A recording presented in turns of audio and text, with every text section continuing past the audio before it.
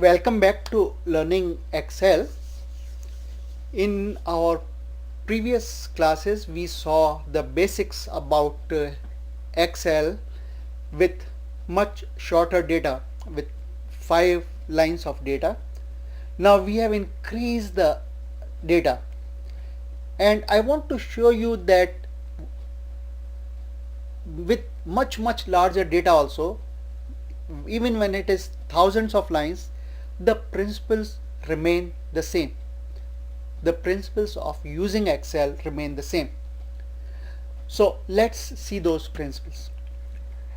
So these are the marks obtained by these students. Now we want to total these marks. So we previously saw, we click on this sign which says auto sum, and it immediately tells us here that the data between cells B3 to B16 will be total. Now we can change it, we can make it up till less number, but we won't change it right now, and we will press enter or return, and this is the total. So not to be confused later on what it is, we will type total here. When you click on this cell, it tells you that it is a sum of B3 to B16 cells. There is an equal to mark followed by what is this calculation, followed by what cells are included. Very important to know. Now, knowing total of a class doesn't mean much. We want to know what was the average of the marks that the class obtained. So we click here, and then we click on this low triangle that is going down. See, there is a mark, and then there is this little triangle pointing downwards. We click on that, and it says that you want to calculate the sum or the average or the count or maximum marks obtained or minimum in the column. So we will go with the average, and it says it will average data between B3 and B17. Now what I told you earlier, be very careful, read this carefully, because it is including the data from cell B17, which is already a total. We only want data to be included, we only want the average of column B, cell B3 to B16. So we go here, either we can change it here or we can change it here. So we'll change it here. We click it, delete the 7 and replace it by 6. And now you see this square, blue square, it says the average will be calculated for B3 to B16, and we click here and press return or enter on the keyboard, and here is the average, also called mean. Some people call it mean and also called average, one and the same thing.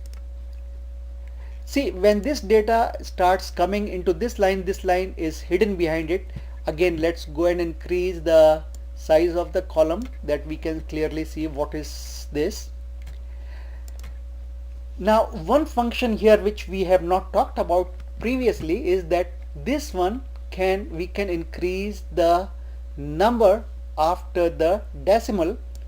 So now we know it is 6.50, and if it was any other number, 523, 534, it would have come here. So because it's a round number, it's coming to 6.5 only. We can go to, with this one we increase the decimal, and with this one we will decrease the decimal. So we have the average. Now next, let's see how many students were there in the class. Here you can easily see, but if there are hundreds of students or hundreds of employees or hundreds of people, you can't do this manually. So we click count. Again, it is saying it will count from B3 to B18. You don't want to count till B18. One other way to remove the data you don't want it is put your mouse here and drag it up, and only the data that is in this square will be counted. You see the number here has changed to B16 automatically. So you click here. Be very careful because it's very easy to make this mistake. So this is the count of number of students. There were 14 students. Now if we want to see, again in this data it's easy to see, but if we want to see what was the minimum or maximum marks that people obtained, we can go with the next parameter, which is maximum or minimum. I won't go into details. Let's go to more functions. Maximum and minimum is very simple, just like before. When you click more functions, this thing appears. Another way, I will close it here. Another way to get this thing is to press this fx. It means function. Same thing appeared here. Now here there are some formulas which are already there. If you want to calculate the mode or other things, there are hundreds and thousands of formulas which are here. Not thousands, but at least hundreds of formulas which are here. These are the most recently used ones. There are formulas in terms of finance, in terms of mathematics, trigonometry, statistics, databases, text, a lot. So if I click math and trigonometry, it will give all these formulas that are there. If I click financial, it will give me all these formulas related to the financial institutions. If I click statistics, it will give me these formulas like average and count and covariance and all these details which are here. Median. Let's go with median. What is median? Median is the number.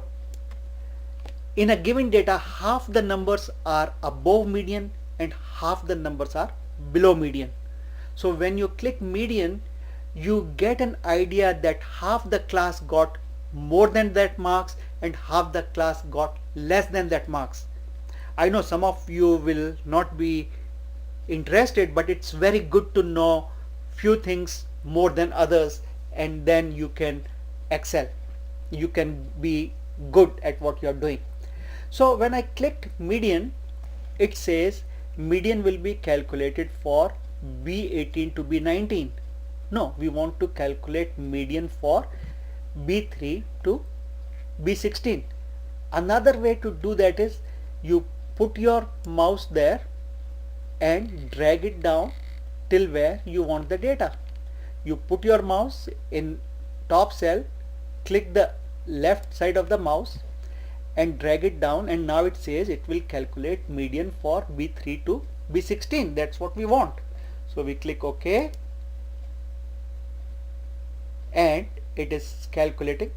So half the students got marks above an average of 6.5, half got below 6.5. If the data is skewed, here average and median are appearing similar, but it can be, if the data is skewed, then it can change. For example, I remove 1 from the higher data and make it 0, and see, suddenly average has changed and median has also changed. Let's go back to the original data. Average and median need not necessarily be exactly the same. If the data is well distributed, that half is on one side, half is on other side, then yes, the average and median will be the same. But if it is not, then they will be different, and I will create an example to show that to you in a moment. Then we go to another thing called the mode. Again, we click on this fx and we type here that we want to calculate mode. Now let me tell you what is mode. Mode is the commonest number in the data. Maximum number of students got 6 or 7 or 8. So if I click it here, it says okay, this is mode. So I click, so it says it will calculate mode between B18 and B20. We know we want to calculate, our students are only between cells B3 and B16, so we have to change it. Now we go here, click here and change it to B3 and then this mark and B16. Okay, and it says the maximum number of the students got 8 marks, and you can confirm it here. If you are counting one by one, then it would have been much more difficult. There are 1 9, 2 9s, but there are 3 8s, 1 8, 2 8, 3 8. So doing many calculations becomes so much easier. Now also let's see how we can draw a graph quickly. We saw that to draw a graph, we keep the mouse here, click here, then drag through the cells that we want included in the graph. So that's what we did. We don't want to include totals, averages, etc. And we click on graph after highlighting the data, and this is the graph. Again, we are given the options. We will stick to columns, and these are the columns. It looks good. Click on next. We enter the title as marks obtained by students of class 9 or 9th standard, whatever you want, and you can add a year, say 2014.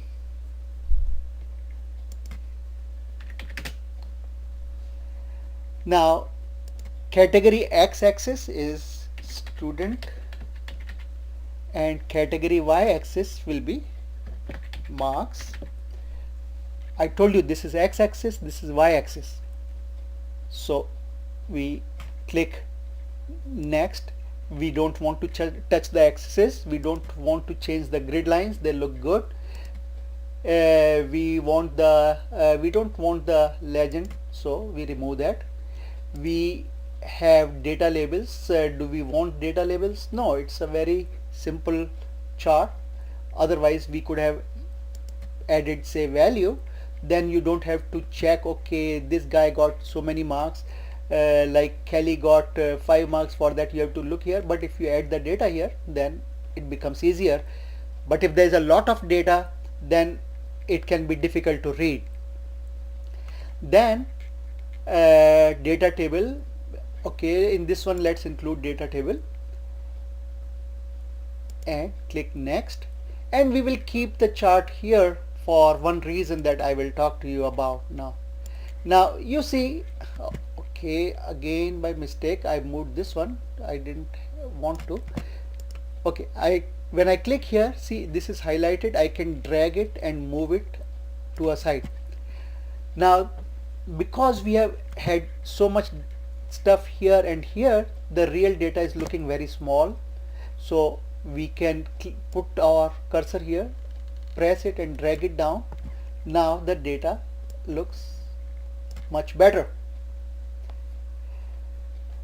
If we find that this is too much, we can go back and remove it, and I will show you how to remove it. You just right click and go to chart options and you say I don't want data labels. Boom, they are gone. So fast, right? See here, the alternate name is difficult to see because it's hidden, because the graph size is small. If this graph was bigger, we will be able to see all the names, and we will make it bigger in a minute. The reason I kept the graph and the data on the same page is to show you that the graph and the data are linked. So once you have created the graph, if something changes in the data, the graph will automatically change. So you see here Moti got 4 marks. It says Moti got 4 marks. Now I will change this 4 to 9 marks and you will see how this will change instantly. So Moti got 9 marks. Boom. Right? In 1 second, not only this changed, even all the data here, like the average, which was 6.5, changed, median changed, total changed, everything changed. The count remained the same because it didn't change. The mode changed because there are more 9s now than 8s. So if I want to go back to where the data was, I will just click here and Moti came back to 4 and instantly all the data went back to where it was. So this is I did to show you the relationship between the chart and the data. Previously I showed you how to change the color and everything on the chart, so I won't do it again. But let me show you another step that you can take. If you right click here, it says location. Where do you want the chart? If you want to change the location, you say okay, either I can have the chart located in one of the sheets, or I can create a new sheet, then the whole sheet will be occupied by this chart. And I just click it here and the chart has opened as a new sheet here as chart 1, and everybody's name is here and it looks beautiful. I can change the name of this chart 1 by right clicking on it, and I am given the option to rename. I click on rename and I say marks and then class 9 in 2014 and click outside anywhere, and now this is the name of this sheet. This is my sheet 1, which was original sheet. I can change the name and rename it as data. That is where the data is, and click anywhere here and the name of the sheet has changed. So this is data, this is marks, but these two are still linked. So let me show you. Moti has 4 marks. I will change Moti had 7 marks. Let's see what happens. After clicking 7, I click somewhere else outside to make sure the Excel knows now I am not making any more changes in that cell, and when I go to the sheet, Moti has 7 marks. So the data and the graph are closely linked. I will go back to 4 for Moti and we will save the sheet. Now this sheet is saved and the graph is saved, so when we open, both of them will open simultaneously. So what we learned in this chapter, we learned how to use various formulas associated with this icon. We learned how to use the FX icon. We learned how to create a chart and how to place it in a different sheet.